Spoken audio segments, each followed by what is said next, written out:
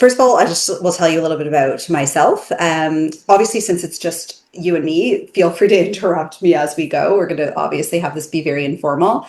I'm a gastroenterologist in Toronto. I work at Women's College Hospital. I'm just finishing my term as the Associate Program Director for GI for U of T. I've been in the role for 10 years, so very excited to not be in it anymore. It was fun, but there was a long run with CPD and all these new educational initiatives that made it a lot more tricky. I also serve as the regional lead for colon cancer screening and endoscopy for Ontario Health, Cancer Care Ontario. It's our organized screening program in the province of Ontario. And then I also teach endoscopy. So the Canadian Association of Endoscopy runs something called the C course. It's like a endoscopy skills, like an upskill course for expert endoscopists. So it's not for learners, it's only for practicing endoscopists, where we help them upskill and improve their efficiency in polyp detection and that sort of thing. Otherwise, clinically, I specialize actually in IBD, but as a female gastroenterologist, there's always both functional overlay with my IBD patients, but also we end up getting a ton of referrals for IBS. And then also, like, I don't want to only have a practice where I see established diagnoses of IBD. It's nice to make the diagnosis de novo. And so sometimes we triage the referrals to try to select for patients likely to have IBD, but sometimes they don't, and we still manage them. So that's what I do clinically. Otherwise, I have 3 kids. They're competitive swimmers, so I spend a lot of time at the pool. And we don't have skiing like you have in BC, but they're also ski racers, so we try to spend a lot of time up in Collingwood, which is our hill area. I won't call it a mountain because it isn't one. Right. So I tried to kind of gear this for what I thought would be useful for general practice. Because really the truth is, like, most of our functional GI disease can be managed, and it probably should be managed, or at least managed with a GP, because it's a chronic disease and people are going to have symptoms that come and go over the course of their lifetime. And so, even if we see them in a small snippet, the truth is, like, you're going to be the one kind of managing it when things flare up. So I think I tried to gear it at what I thought would be useful in that context. But like I said, if you feel that I'm talking about something that's not of interest, just pipe in and I'm happy to shift gears. Or if there's something you want to hear more about, just stop me. So the learning objectives here are to understand the diagnostic approach to functional GI disease. We're going to review the current Canadian guidelines, which used to, when I made this talk, they were new. Now they're about 6 years old. And we're going to review current treatment options for IBS. So I've given you these 4 examples of types of referrals. I just picked this from the real referrals that I got. And what I want to show you is that these chief complaints or reason for referral are very different, but as it turns out, the patients gave me the exact same history. So there's a referral for a 27-year-old woman for chronic abdominal pain and diarrhea, a 35-year-old woman for alternating bowel habits, a 26-year-old woman for acute change in bowel habit, and a 33-year-old man for constipation. Though these seem vastly different and run the spectrum from diarrhea to constipation, they all gave me the same story.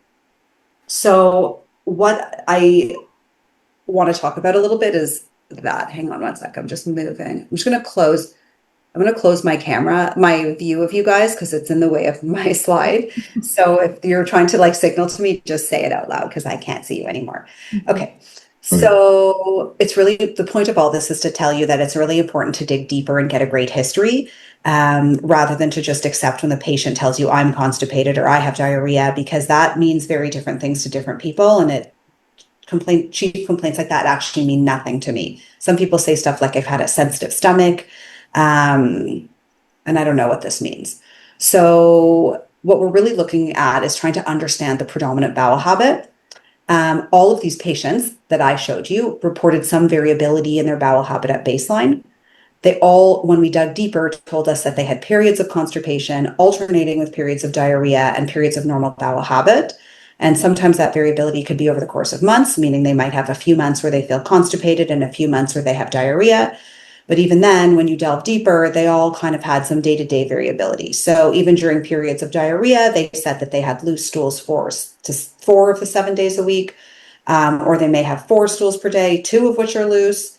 or they may have 2 days of formed stool and then kind of alternate and go back and forth. So they all described what was common thread between all of them is they all described a bothersome bowel habit, consisting of several days per week of no bowel movements or hard to pass stools, a sense of incomplete evacuation, and associated lower abdominal pain with bloating, followed by a day or two of loose or frequent defecation. But the point I'm trying to make is that that can be what the bowel habit looks like. And if you take 4 different people with that exact same bowel habit, they're going to describe it to you using a different term. One of them will say they have diarrhea. One of them will say they're constipated. So it's important to dig deep and be like, well, what is the bowel habit and how many times a day do you go? What is the consistency of each of those? And how many days a week is that the pattern? Good. Okay. So hang on one sec. Sorry, having trouble advancing here. Okay. So functional bowel disorders include IBS, functional diarrhea, functional constipation, functional bloating, and functional bowel disease unspecified. This doesn't really matter. It's more of a research classification. There's significant overlap. Think of these as a spectrum of overlapping disorders rather than discrete entities. And sometimes I don't even use these terms. So when I see a patient, I just say their symptoms are functional. Because the syndromes overlap, and like I said, they're more just to classify them in research studies. The characterization is based on the predominant symptom, such as abdominal pain, bloating, an abnormality in bowel habit. It's important that there's some degree of chronicity and obviously an absence of an organic disease that explains these symptoms. Does it have to have gone on for a certain period of time to classify it as that? So by definition, it has to be greater than 6 months with a frequency of more than 1 day a week. But that's, again, like a research classification. But, I think it's valid. Like if a patient comes to you with something that's only been going on for a few weeks, it's unlikely to be anything. Like then it could even be viral or who knows. Yeah. So I usually wouldn't get excited. It's funny because it never comes up in my practice because usually by the time they're sent to me with something that sounds functional, it's going to take a couple months for them to get in. And so by then they've all been having symptoms for so long. And it's funny because I do get a lot of calls from like family and friends with acute symptoms. And I truly feel stumped. I have no idea. Like this is so in the realm of the family doc or the ER that I'm like, get overwhelmed when people call me with this. I'm like, I don't know what you do with like 3 days of diarrhea. Take a laxative. Like I only know how to do this when it's been going on for 3 years. Firm handshake. Yeah. So today I'm going to focus on IBS, obviously. And as I said, all of these disorders kind of exist on a continuum with significant overlap. And as I said, these definitions are used to lend some uniformity and consistency to research populations. We don't strictly follow any of this clinically. The most important thing clinically, as I said, is to get a great history and to rule out red flags that may suggest an underlying organic etiology. I say that because historically, functional GI diseases were thought of as diagnoses of exclusion, but that framework has since been challenged. And now it's thought that functional GI disorders are a clinical diagnosis. They're not a diagnosis of exclusion. And so meaning that diagnosis can be made with a good history, and that can preclude the need for more extensive investigations. IBS, as you know, is really common. It can affect 10% of the global population, but the prevalence is highly variable depending on where. Estimates range, of course, depending on region and definition, but have been as high as 45%. And I think that's probably closer or even an underestimate compared to what most of us see in practice. So I'm going to show you the Rome criteria because they're the ones most commonly used as diagnostic criteria in research studies. But like I said before, we don't follow these clinically. It just use it as like a general sense and a guide. And you can just see just by looking at it quickly that these definitions, unless somebody very strictly diarizes their bowel habit over a period of time, like how would you even know? Yeah. Like it's sort of been hard to guesstimate. But the gist of it is you want to have the characteristic feature is abdominal pain greater than 1 day a week for greater than 3 months. That's either associated with defecation or with an accompanying change in bowel habit.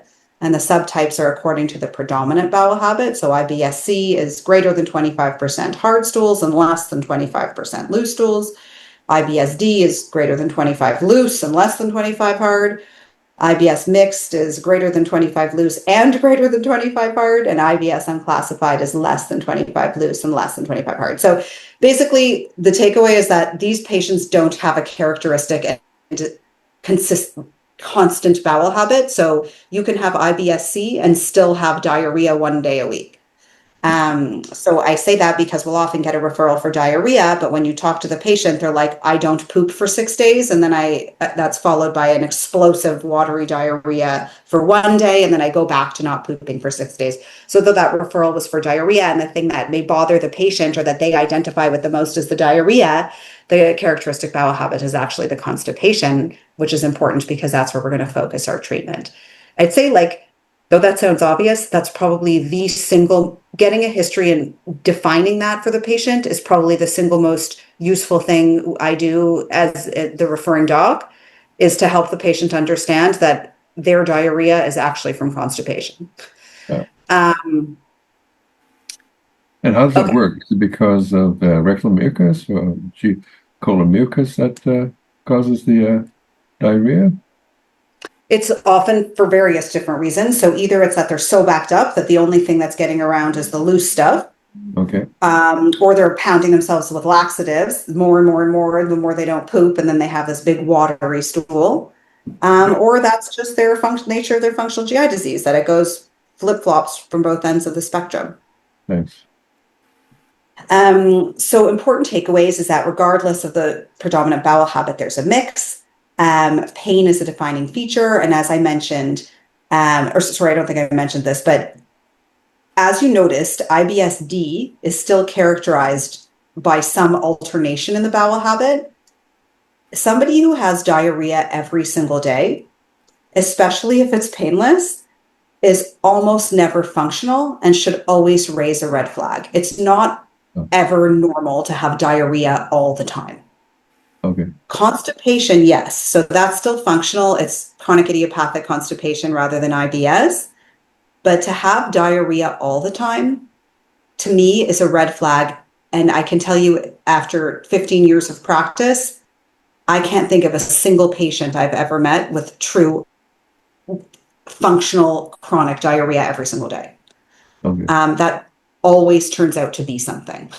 So things we're looking for are IBD, microscopic colitis, infections. When you think about those entities, they don't give you diarrhea 3 days a week, and they don't give you diarrhea only with certain food. They make you go from your baseline bowel habit of whatever that may have been to now having diarrhea. And except for certain phenotypes of Crohn's or really severe toxic infections, those entities almost never cause abdominal pain. People may have a little bit of cramping right before defecation, but their major thing that bothers them when you have microscopic colitis or ulcerative colitis, it's almost never pain. It's diarrhea. So when a patient comes and they're saying, I have, abdominal pain and sometimes loose stool, sometimes hard, yes, that's functional. When a patient comes and they say, I used to poop, once a day or every other day, and now I have 2 watery stools every single day, and it's been that case, that never turns out to be functional. Okay. So by definition, is pain then often not a feature of IBD? No. So why would it be? So if somebody has ulcerative colitis, they're going to not even necessarily have diarrhea. So if the colitis is involving the really distal parts of their colon, they're going to have rectal bleeding and urgency. If that colitis is more extensive, so everybody with ulcerative colitis has proctitis, so everyone has their rectum involved, so they'll always have rectal bleeding and urgency tenesmus and other proctitis symptoms. And the higher up the colon is involved, the less likely the colon is going to be good at absorbing water, so they're going to have diarrhea. Okay. So they'll have bloody diarrhea. So that's our red flag for people with with ulcerative colitis. With people with Crohn's disease, you may have pain if there's like a stricture or something, but otherwise it's a mucosal, like the mucosa doesn't have nerves. So things that cause pain are distension. And people with Crohn's, the only reason they'd have distension is if there's obstructive type symptoms, if there's a stricture or a narrowing. So yes, those phenotypes may. But if somebody just has like a segment of their sigmoid and a segment of their ascending colon involved with inflammation, it's a mucosal disease and they'll have diarrhea. They may or may not have blood, depending on how much of their colon's involved, or they may not see the blood if it's more proximal. People with ulcerative colitis, you always see the blood because the rectum is bleeding. So the Okay. first thing to come out is blood. If it's your cecum that's inflamed, by the time that blood makes its way down to your rectum and out into the toilet bowl, it may be buried in the poop and you may not see it. So they might have anemia, but sometimes more of an obscure occult GI bleeding type of situation. But Yeah. pain, and they may have a little gurgling before they poop, but pain shouldn't be the characteristic feature. With microscopic colitis, should absolutely be painless. Yeah. Okay, so, and we're going to talk about some of these things, and we'll talk about a consensus approach to how to work up IBD and when you need to work up other things.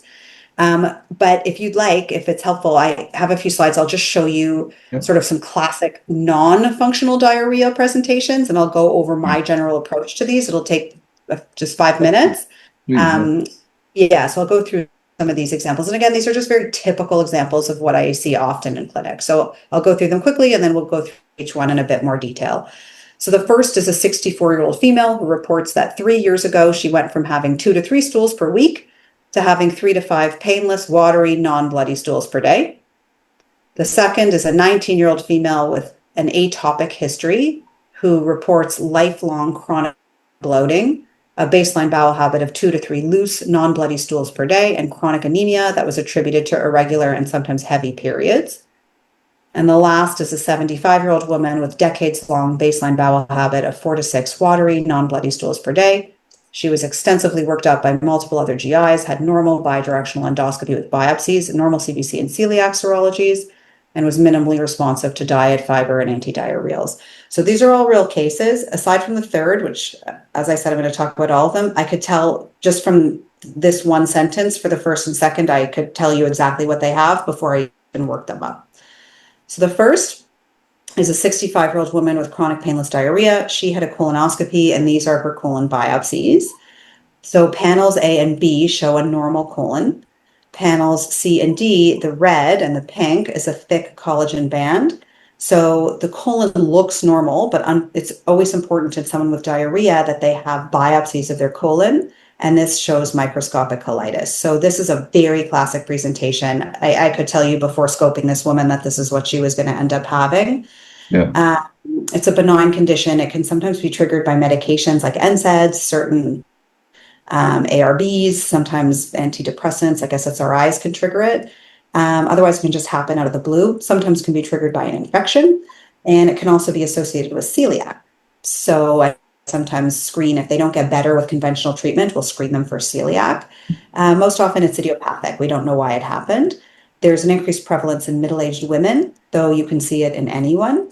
And the treatment is also fairly benign and effective. So we usually actually start, there's data to support Imodium, so just 1 Imodium a day.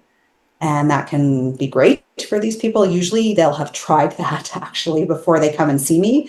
But I'll see it in 2 circumstances. One is they'll say, yeah, I did the Imodium every day and it's great, but I didn't know I was allowed to use it every day. So I only use it when I have something really important that day. And then I suffer with diarrhea all the other days. So it's just, we can be very helpful in just telling them you can use your Imodium every day and then you're great. There's up to maximum of 2 per day or something? Yeah, they can do 1 or 2 a day. Yeah. If it doesn't work, then it doesn't work and I don't push it. They should know right away. Yeah. The other thing that's quick and easy, but not always effective, but there is data to support, is bismuth subsalicylate. So we do high doses, 525, 3 times a day. The other things that can work are topical steroids like Entocort. That's probably the most effective therapy. We don't love to maintain people, even though it shouldn't be absorbed and it's topical. What the ideal is, we put them on 3 months of Entocort, they achieve remission, and then we taper them off of it. But some people flare up as soon as they're off of it. So they end up being on it more often than they're off of it, or they flare up at lower doses. And so in those, we're sometimes looking for a better, less side effect, less likely to have side effects in maintenance therapy. And that's when we can use aminosalicylates. So Asacol, Mesavant, the same kind of topical therapies we'd use in IBD. Those work great. But again, that's more chronic. So we wouldn't use that for somebody who's responsive to episodic therapy. It would just be if they needed more chronic therapy. And then rarely, but not never, we sometimes have to use a biologic. So we'll usually use something kind of less immunosuppressing like Entyvio, which is a bit better tolerated. in the long term. Okay, but the take-home message is that when someone comes in with sudden change from normal and an unremarkable bowel habit to consistent diarrhea, it needs investigation further.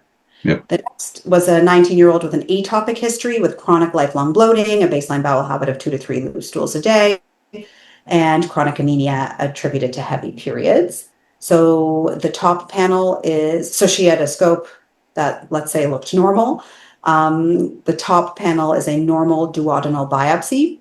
The bottom panel shows classic features of celiac. So you can see villus blunting, crypt architectural distortion, and increased intraepithelial lymphocytes. So this is classic celiac disease. And then the last patient, I'm going to just go through quickly. So this is a patient that had already been investigated elsewhere.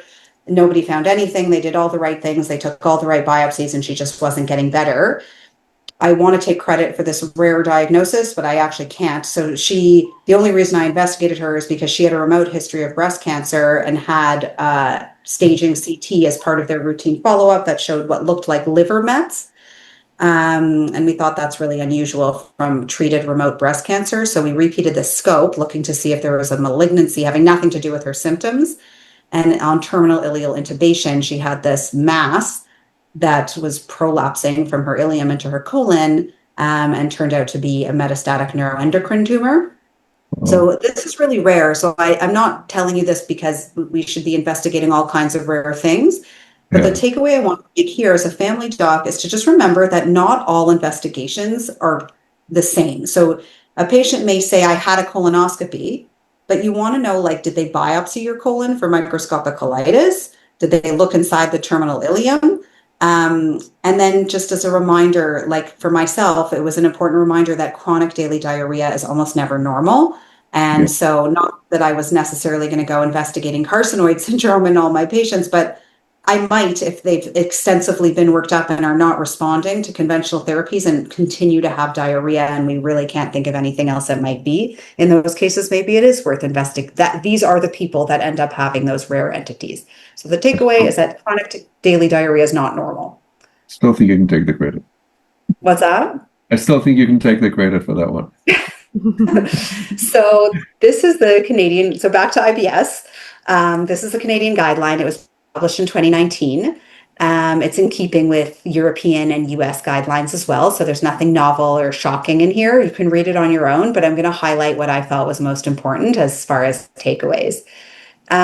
So diagnostic testing. So this is important. So here's the authors made 3 statements with respect to common lab investigations. They recommended routine screening for celiac because of the vague symptoms that overlap and the prevalence of undiagnosed celiac in the general population, even with patients with diarrheal symptoms. So any suspicion for functional GI disease or alteration in their bowel habit and some of the bloating, pain, to screen for celiac. I don't know what it's like in BC, but celiac serologies are free now in Ontario. Are they in BC too? Yeah, great. So they used to not be in Ontario, but they finally just got covered. So you don't need to get some people order a full celiac panel, which creates a lot of confusion because it has a bunch of IgG-based tests that are neither sensitive nor specific and are only meant to be used in patients who are fully deficient in IgA. So what I recommend doing is doing a TTG IgA, and also just remember to check the total IgA, because in the absence of IgA, it's hard to interpret the TTG IgA, and it's relevant because the celiac patients tend to have a higher likelihood than the general population of IgA deficiency. So if they're fully IgA deficient, then that's a case for using the full celiac panel, which is the IgG based tests. Yeah. If they're not most people aren't fully deficient in IgA, so they'll still have some.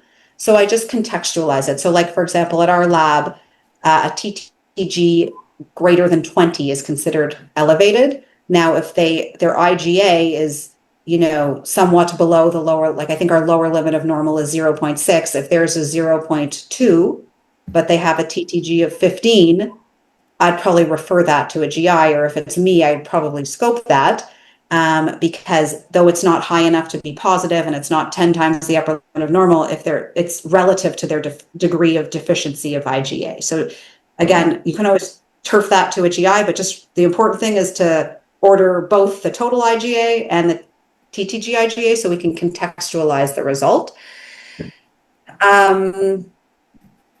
We will talk about dietary management for IBS later on, but I often get asked what to do if a patient is already on a gluten-free diet, since that's common in patients with functional GI disease. So I'll get asked by the family doctor, should I still screen?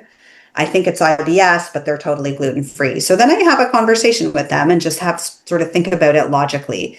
So if they are symptomatic, then a TTG would be helpful because if it's high, it'll explain their symptoms, and it would mean that they likely have celiac and they're being exposed to gluten despite their best attempt to avoid it, and they might need to see a dietitian. If the TTG is low, then it might not rule out celiac because it might reflect treated disease, but it would rule out that their symptoms are from refractory disease. So it's still helpful in interpreting their symptoms. And then maybe there's like a functional overlay. Otherwise, if they feel good and they want to remain on the gluten-free diet for symptoms management, and they don't want to go on a gluten challenge because they feel they can't tolerate it, and why would they? They feel so amazing. Then there's your answer for the patient. You don't need to confirm a diagnosis in someone who's already committed to the treatment. That's right. So what I say to those people is if at some point you want to reintroduce gluten and you feel you can tolerate it, though this sounds counterintuitive, it's when you feel good eating gluten, that's when I want to investigate you for celiac disease, because then if it's positive, you can't eat gluten anymore. The last thing that I don't know that you guys need to order this, but that I would sometimes order is HLA DQ2 and 8. So just to be aware that some patients may ask you about gene testing for celiac. In fact, patients ask about it all the time because it's very misunderstood in the patient chat boards about this. So these are haplotypes that are present in 80% of the general population. So most people are positive for HLA DQ2 and 8. So a positive test doesn't mean anything. But these two haplotypes are present in almost 100% of people with celiac. So their absence is really great at ruling out celiac. It's a great screening test. Exactly. Negative is good. A negative result is almost certain. And the reason why it's nice is because it's not affected by diet. So if these patients are like, I really want to know if I have celiac and I'm committed to a lifelong gluten-free diet, but I just really want to know, then I'll offer them HLA DQ2 and 8 and explain to them it's most likely going to be positive, which is useless. But if it's negative, I can tell you with certainty you don't have celiac. The other reason, so that's important for me because I'll see that a lot. It's important for you because often private labs offer HLA testing, and patients will come to you with a positive HLA DQ2 and 8, and the test will say these are celiac gene tests. And so the patients will say, I have celiac, I have the gene. And so it's important to understand that everybody has the gene. It's a susceptibility gene. It doesn't make you more likely to have celiac, and it doesn't mean you have celiac. Okay, so the next two recommendations pertain to ruling out IBD. So CRP and fecal calprotectin are surrogate markers of inflammation. And the authors of this guideline recommended against routinely checking these tests. So CRP, as you know, is very nonspecific. They could have a cold. Anything can drive up the CRP. Fecal calprotectin is a great test. It's more sensitive and specific, and it's used to differentiate inflammatory and infectious causes of diarrhea from non-inflammatory or infectious causes. Again, the presence of diarrhea that is not consistent is enough for me to know that it's not inflammatory or infectious. People with inflammation or infections don't relent on Tuesdays, Wednesdays, on vacation, or with specific diets. They have diarrhea no matter what until we treat them for their underlying disease. So I don't need a test to tell me that. These are helpful tests in patients who have chronic unrelenting diarrhea because they can help sort of tell me how urgent it is to scope them, or it can be helpful for triage referral. If they come with a fecal cal that's 1,000, I'm going to scope them right away. And they're also helpful, the most helpful, I'd say the context in which we use them the most is in disease monitoring. So this is a surrogate marker of inflammation that's very effective in patients with colonic inflammation. So if I'm tracking their Crohn's and they don't want to have an invasive test every 3 months or every year to know how they're doing, we can use their fecal cal as a surrogate marker. And it can also be helpful if they're feeling well to sometimes know if inflammation is brewing. Remember that inflammation is going to cause mucosal injury before it causes symptoms, particularly if it's Crohn's and it's just some segmental involvement of the colon. They may not have symptoms until their inflammation is raging. And it's nice to get ahead of that. It's always easier to treat mild disease than severe disease. The other important thing I'll just mention here is that the lab cutoff is 50 in most labs for fecal calprotectin. So I'll often get referrals for a fecal cal of 60 or 100 saying, it's IBD, I need you to scope them right away. I don't know why the lab makes the cutoff 50, but clinically, the cutoff we use is 250. And this is a great test. It's highly sensitive and specific. So a fecal calprotectin of less than 250 is almost never inflammatory or infectious diarrhea. And a fecal calprotectin greater than 250 is almost always inflammatory or infectious diarrhea. It's a great test. So just to give you a sense of what those normal reference ranges is. So just continuing with diagnostic testing, these are the recommendations they made about colonoscopy. So I'm not going to go over all the details because at the end of the day, it's up to the endoscopist to familiarize themselves with guidelines and know when it's appropriate to scope and when it's indicated or not. But I thought it would be helpful to tell you, especially if you have access to open access endoscopy. Like, for example, in Ontario, I review all my referrals. Somebody can't just book, but I used to work in the States where, and some people in private clinics actually in Ontario and probably in BC too, show up to a list. So a family doctor can just refer to a private clinic, secretary, if you've referred for a colonoscopy, it means your patient's getting a colonoscopy. And the endoscopist is not making a clinical decision about appropriateness. So what they've said here is if new onset symptoms in patients over 50, meaning they need to be screened for colon cancer anyways, scope them instead of doing a FIT test. If they have new symptoms. If they've just had screening colonoscopy, that doesn't mean you would do another one just because they're 53. If they had a normal colonoscopy at 50, it's unlikely that there's going to be some malignancy that was missed. So this is people who have not been screened within the last 5 years. Otherwise, if the clinical history is consistent with IBS, they recommend against doing a colonoscopy. You might notice that it states that you should not routinely do colonoscopy in people under 50, even with alarm features. That was a confusing recommendation to me, but it's because alarm features are defined broadly. So they define it as vomiting, GI bleeding, abdominal mass, dysphagia, unexplained weight loss, and anemia. So only abdominal mass and dark red bleeding were associated with an increased risk of colon cancer. The data in the general population suggests that the diagnostic accuracy of alarm symptoms for colorectal cancer is poor. That's why we have a screening test. So it doesn't mean do nothing. Obviously, if a patient's anemic, we would work it up. We would look for iron deficiency. We would suppress periods. And if they're persistently anemic from documented iron deficiency, especially without a period, then I would probably do bidirectional endoscopy for that, but not because of their bloating. Similarly, if someone is young and has rectal bleeding, even if it's scant and sounds hemorrhoidal, I would at least do something. So I wouldn't do nothing, but it doesn't mean you need a colonoscopy. So I might do a sigmoidoscopy. And if I see a hemorrhoid, then we have our answer. Now, if it's dark or profuse, then you would do a full colonoscopy for that. It's not for their IBS symptoms, it's for their rectal bleeding. So here's some data to support those recommendations. This is a systematic review that was published in 2008 in Gut. It was done, that's a major GI journal, but this was done by the group in Hamilton. And it was looking at the diagnostic accuracy of alarm features in predicting colorectal cancer. The specific red flags that they looked at were rectal bleeding, change in bowel habit to looser or more frequent stools, iron deficiency anemia, and palpable right-sided mass or a rectal mass. And they included 15 studies.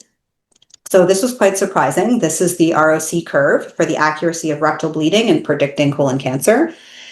The pooled prevalence of rectal bleeding in this study, in all these studies, was 49%, the character of which was not specified. So they didn't differentiate scant, bright red, dark. So the pooled positive and negative likelihood ratios for rectal bleeding were poor, and there was statistically significant heterogeneity, as expected, between the study results. So regardless, the ROC curve indicated that rectal bleeding had a limited accuracy for diagnosing lower GI malignancy, and the area under the curve in that was 0.6. I thought this was kind of surprising, but likely reflected the heterogeneity of the population and the lack of differentiating between scant bright red blood on the toilet paper and profuse dark red bleeding.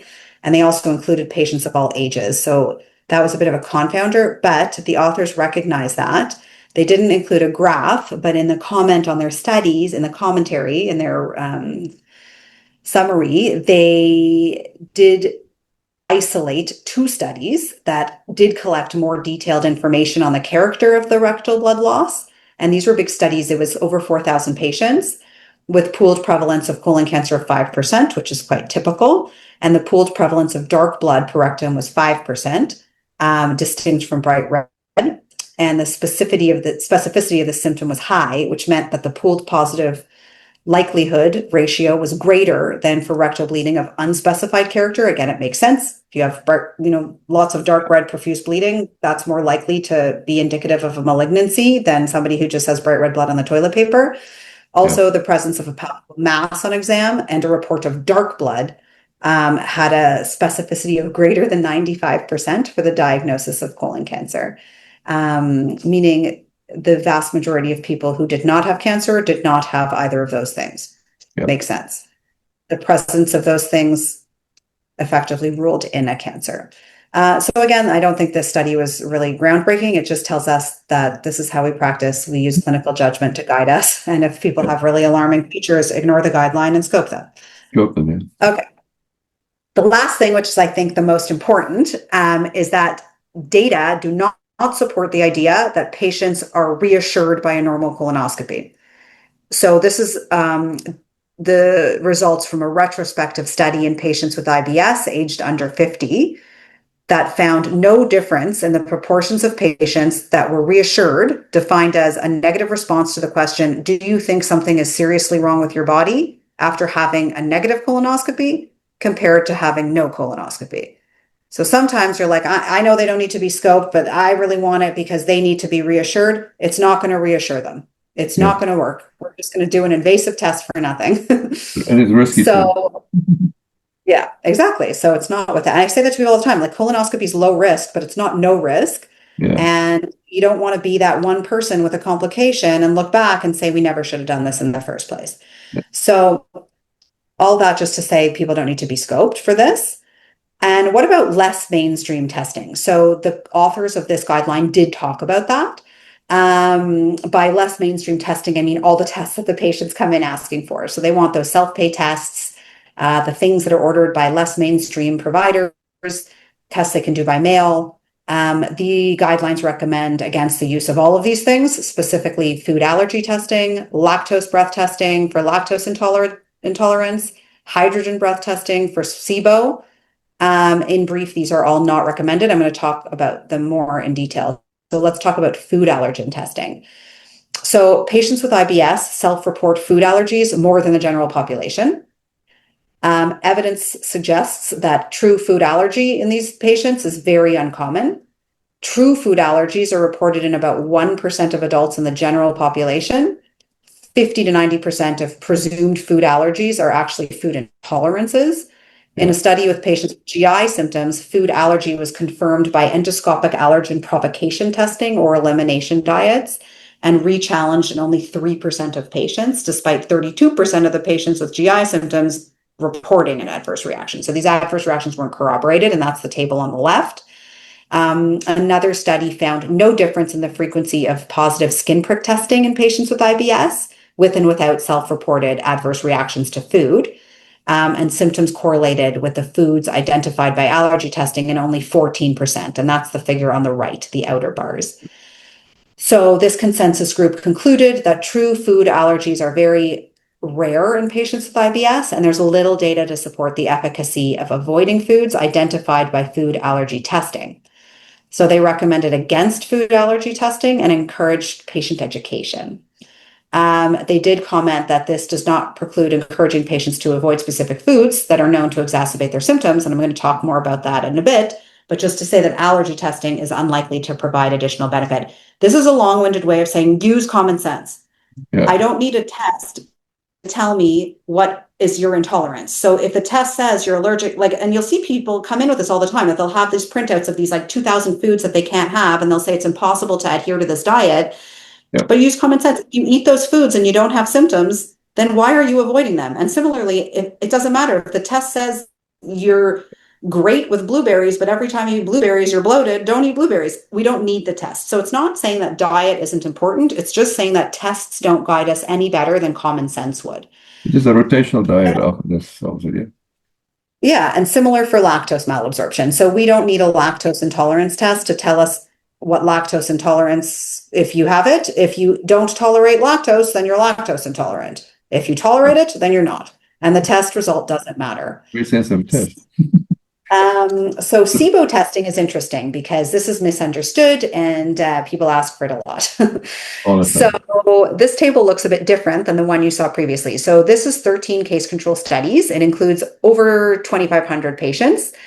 And there actually was a statistically significant difference in the prevalence of SIBO as measured by these breath tests, which is really important, in patients with IBS compared to controls without symptoms.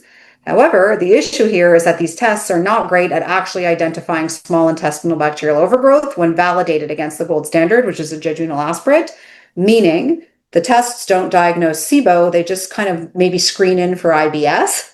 Yeah. So we don't need a test to tell us that these patients have IBS when the patients tell us they have IBS. Right. So in terms of SIBO, it's real. So there's certainly an entity of small intestinal bacterial overgrowth.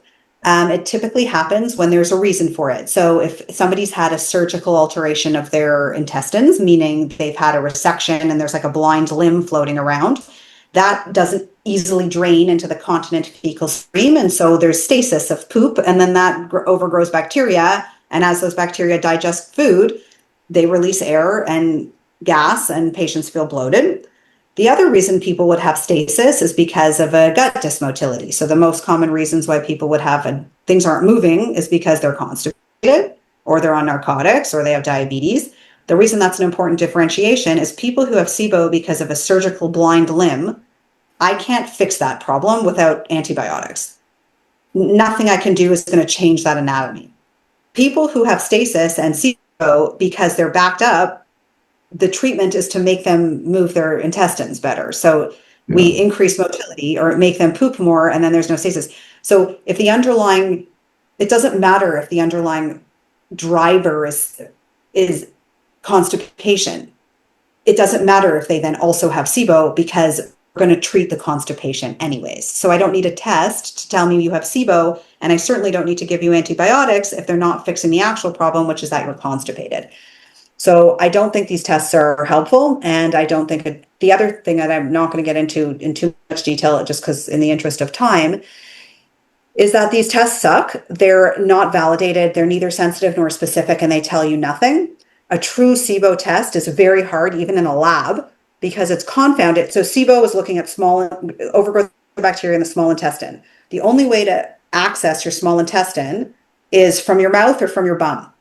So there's a whole bunch of bacteria between that orifice and your small bowel. And so to get a pure sample that's not confounded by wherever you're pulling your probe out of whatever orifice is near impossible. Yeah. So just to create a totally isolated collection device that's not going to be contaminated by your stomach or your esophagus or your mouth or your anus is near impossible. And then these surrogate markers, which are breath tests, are also influenced by chewing gum, like how much sleep you've had. They're very operator dependent. So outside a research lab, these tests are basically useless. Yeah. If a patient really insists, I just give them rifaximin because it's harmless. But at the end of the day, we're not fixing the problem. So again, the focus should really be on education. So I know we're running. Patient, and he said they felt great for a month after, then he may come back. So. Right, because they're still constipated. So that's exactly it. Yeah. Or it's placebo. So you could save them a bunch of money and give them a probiotic instead. Yeah. But like I said, if patients are really, really insistent, to me, it's not worth fighting about. There's no risk really to rifaximin. There's no resistance. It's a non-absorbable antibiotic. The only risk is to their wallet. So if they want to waste their money on it, go for it. And I let them have 2 courses. And then I tell them, like, if you're not better after 2 courses, it's obviously not the answer. Okay, so I'm going to go through this kind of quick, and I'll mostly because I want a chance for you to ask questions, and I feel like some of those questions might be about this. But as far as treatment, we're going to focus on diet, pharmacology, and lifestyle, which are at the end of the day probably the mainstays of treatment. I cannot stress enough the importance of education and reassurance. At the end of the day, that's what these patients need the most.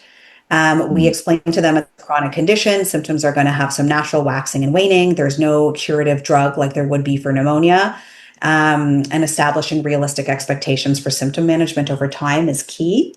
And that's why I say sometimes it's important to involve you as a family docs the most, because over the course of their lifetime, they are going to have recurrence and exacerbations, and they're not always going to be able to get into us right away. So I'll quickly talk about the low FODMAP diet because it's the only evidence-based dietary strategy for IBS. But as again, it doesn't override common sense. So if they have certain foods known to trigger their symptoms, then those are their trigger foods. It's also important that they do this with a dietitian because this is a hard diet to do on your own. It involves avoidance of very specific carbohydrates that are osmotically active, meaning they cause diarrhea and cramping, and as well as rapidly fermentable foods that can cause bloating and pain, as well as other high gas producing sugars.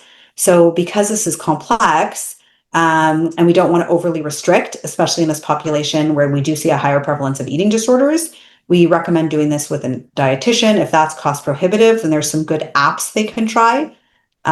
This table here, I won't go through in detail, but it shows mean symptoms of bloating, abdominal pain, and flatus in patients with IBS following either a typical diet, which is the black line. It's listed as a typical Australian diet because these studies were done in Australia, versus the low FODMAP diet, which is the dotted line. And you can see that all symptoms were significantly lower when adhering to the FODMAP diet. So the idea is they reduce all these foods and then introduce them one by one gradually, because the idea isn't that you stay on this restricted diet forever. It's that the reintroduction phase helps you identify which are the triggers and which are not. As far as pharmacotherapy, this really shouldn't be the focus of therapy. We're really talking about lifestyle management. But if we do want to use pharmacotherapy, there's very few options. And it depends on the predominant bothersome symptom, but you can see that psyllium is effective for both.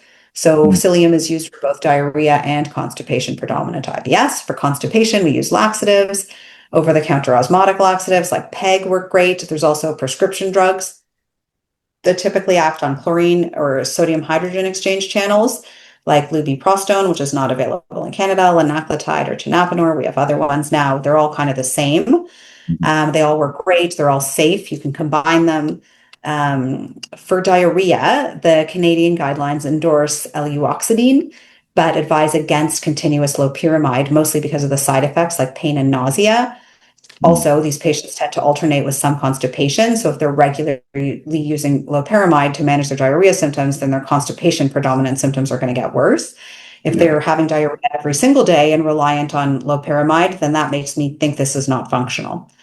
It also argues against the routine use of bile acid sequestrants, again, mostly because of lack of data. But again, if somebody gets better with bile acid sequestrants, it makes me think this is more of a choleretic diarrhea, like a post-cholecystectomy, rather than IBS. More importantly, tricyclics can be helpful in everything, but particularly IBS-D. They help tremendously with pain and they have the added benefit of a side effect of causing constipation. Otherwise, antispasmodics are helpful for pain, as are SNRIs. We obviously avoid opioids. Okay, so peppermint oil, I'll just talk about this quickly. It's an easy win, so I give this to almost everybody. It's cheap, it's natural, so it's appealing to people who are reluctant to try pharmacotherapies. It has no harm and it works great. The idea is that it acts as a smooth muscle relaxant, so it helps with pain, urgency, and cramping. The only thing to keep in mind is that if it's not enteric coated, it's also going to relax the lower esophageal sphincter, so it can worsen reflux. So I just counsel patients that their reflux might get worse. And if they're worried about that, then they can use an enteric coated formulation that's just in a plastic coating and it'll dissolve below the stomach. And commercial formulations of that are called IBGuard, or there's another one called Tummy Tamer. Those are the two easy to find ones. So here's again a meta-analysis of 3 studies. It was a meta-analysis of 5 studies and then 3 that were added later that were all considered in the Canadian guideline. And there was significant heterogeneity, of course, but the overall utility was present. Although low, it was still beneficial over placebo. And clinically, I see that it works really well. Okay, Mental health and psychosocial factors are probably some of the most important outcomes in IBS management.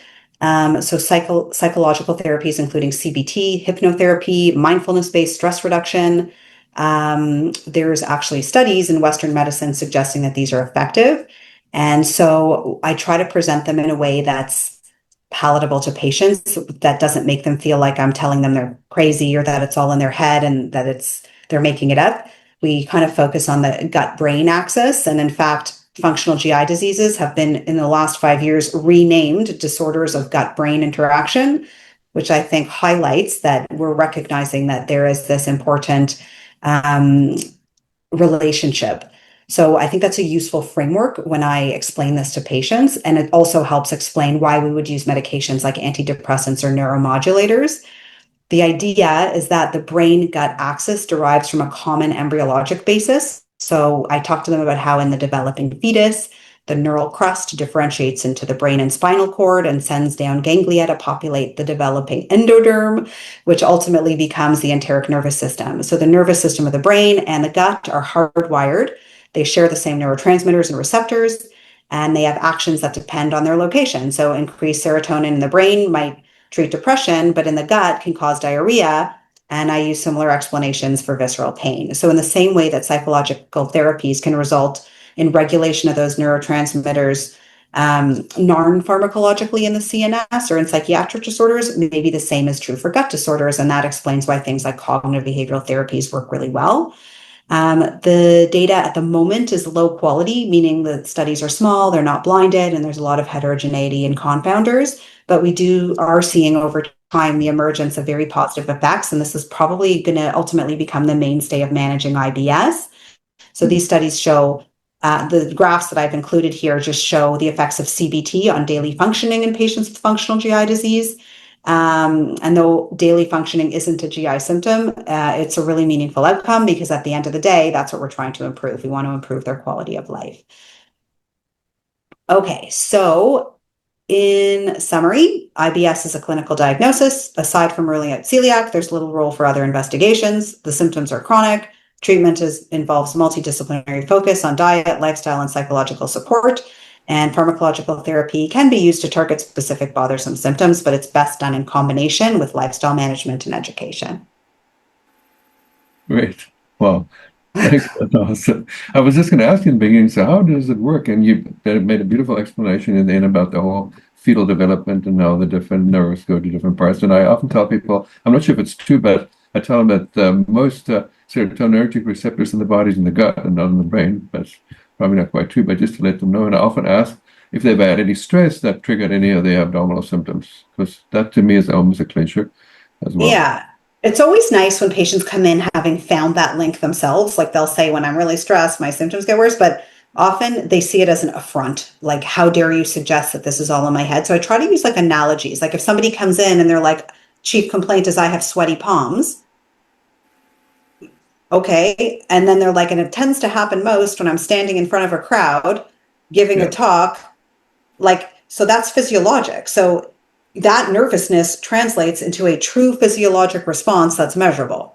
It's the same truth in your GI tract. So it's the same kind of fight or flight. Like, so all these things, we've all experienced it in real life, symptoms that are triggered by emotions. It just somehow feels less validating when somebody's trying to use that as an explanation for your GI symptoms. So I was just trying to like do it in whatever way I think at the end of the day, some patients just don't want to hear that. And then that's a major loss. Otherwise, like the other way that I frame it and why I think models like the tummy clinic are so helpful is because before we had something like the tummy clinic where it's all under one roof, we used to just kind of as GIs say, like, go away, there's nothing organic. You need a dietitian, you need CBT, you need all these things. And then they're left trying to like scramble and find all those resources on their own. And they may even find a therapist who's like, you don't have anxiety, you don't have anything, so go away also.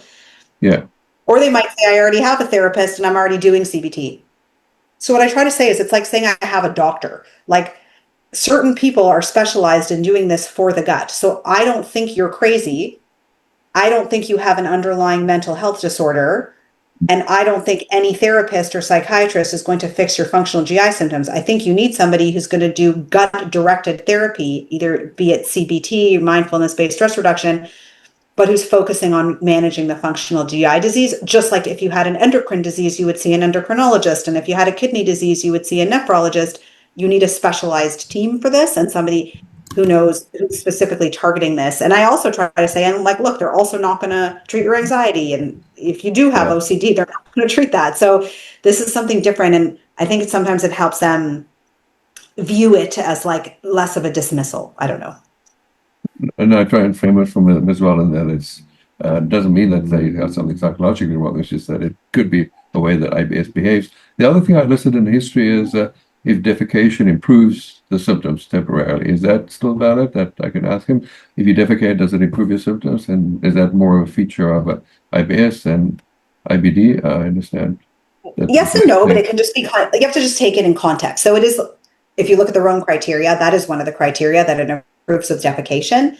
But like also, you just have to find out what is it that's improving and what are we talking about? Because it's somebody with diarrhea from Crohn's disease or from anything else might have very brief cramping that is relieved with diarrhea, but their predominant complaint isn't pain.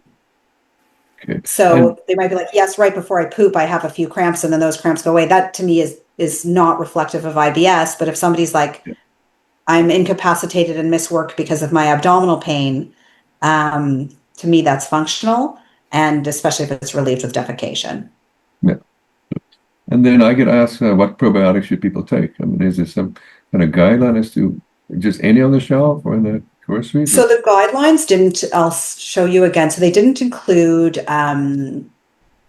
probiotics, interestingly, except for pain and bloating sometimes.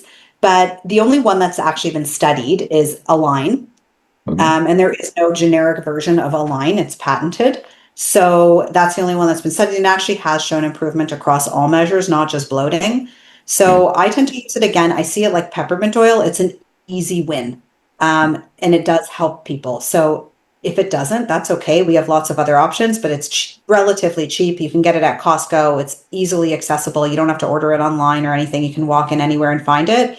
So I usually tell people, like, buy a bottle, which is usually a month's supply. Try it out. If you feel amazing, hooray. And if you don't, then don't keep buying it. It's not working. Because sometimes they'll say, well, I'm already on a probiotic. I've been on it for 5 years. It's like, well, here you are with all these complaints. I would probably stop it. It's clearly not doing anything. Yeah. No, thanks. This has been awesome. And I feel very privileged that you've basically given me a one-on-one lecture. That's awesome. I'm just going to ask, I mean, if the answer is no, then no, of course, it's fine. Do you guys do a handout or do you have a slides that you I don't have a handout, but I can probably share the slide deck with you. Do we have your email? I'll just put it in the chat there if I can. So that'll be awesome because I'd like to review this again. I'm just thinking, like, I made this stupid slideshow with like graphics and it might be too big to email, but we'll try to figure something out. Oh yeah, PDFs are smaller so they can do it. And we can maybe like, there's like a handout of the slides. Yeah, that like handout form. Yeah, no rush. Yeah. And I've just put it in the Evangelio. I'll put my name on there. So you guys okay, perfect. Jen, I can't see it. Jen, can you? Yeah, I'm gonna send that to you. Okay, thanks, Jen. Yeah. And I realize it's after 9 there already, so I really appreciate you guys for staying up. And that was awesome. No, thank you very much. Thank you. Thanks for being our one attendee. Well, we actually did have other attendees pop in and out. I don't know if you guys noticed that there was other people that just weren't like participating in the chats. But just to let you know, we do have a virtual clinic in BC called the Tummy Clinic. If you are struggling with some of those patients, it's virtual. They can self-refer or you can fill out a referral document on our website and fax it over if there's specific info you want us to know. That referral form's under the contact section on the tummyclinic.ca. Yeah, I went to Tummy Clinic BC and I got the Tummy Clinic with you guys. Okay, I didn't know that. Yeah. So we have multiple types of practitioners there that, like for the FODMAP, for example, if somebody's struggling with that, because there's conflicting info online, it can be very confusing for them. If they want someone to help walk them through it, then there's resources there for them and they're welcome to book an appointment or you can fax over and we'll contact them for you.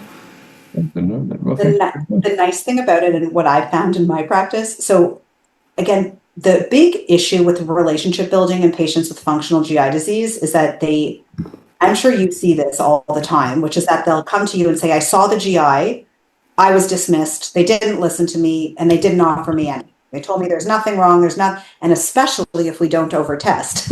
Yeah. So if we're not offering a colonoscopy and we're not offering anything, then they really leave there feeling like we've done nothing, and it creates like a very antagonistic and negative experience.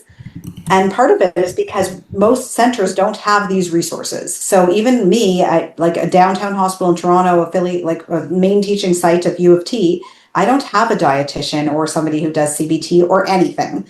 So they're sort of left on their own to put this together. So that's kind of why we created the tummy clinic, to say, I want a vet who's talking to you. I don't want some random dietitian who's never heard of the FODMAP diet, or some person doing CBT who thinks they're there to treat your anxiety, and that we're not trying to frame your symptoms as anxiety related. So we want somebody who's vetted. I don't want someone who's going to take your money and offer you bullshit like SIBO testing. Yeah. And we want people who are going to follow the Canadian guidelines. So the mandate of the tummy clinic is actually to stick to the Canadian guideline and only offer evidence-based therapies, but to genuinely just walk them through the algorithm, which often there's no time to do in like a busy clinical practice. I think family practice is well suited for that because of our built-in longitudinal relationship with our patients. So if we can do a better job of it and help them along and go through these things, then that actually might work well. So, well, the idea of a tummy clinic is to take that burden off of you. Like at the end of the day, you're not going to do CBT. You're not going to go through their diet. Just farm that out to specific specialists. Yeah, that'd be awesome. Under one roof, who can work together with the patient to be like, what do you actually need to manage your symptoms? That's actually good. And there's a clinic here, or is it a virtual in BC? It's virtual throughout Canada. Okay. And you guys in Toronto. Okay, great. Yep. Yeah. All my patients are connected, so they're pretty IT savvy, so that'd be easy for them. So, okay, I'll look that up and I'll actually put it on one of my favorites, and I'll see if I can sign some people up for you. So. Yeah, that's great. Awesome. If you have questions, just give us a ring. We're happy to answer any questions you have, okay? Well, thank you. Good night, and thank you very much once again. Yeah, thank you. Yeah, bye-bye. Bye.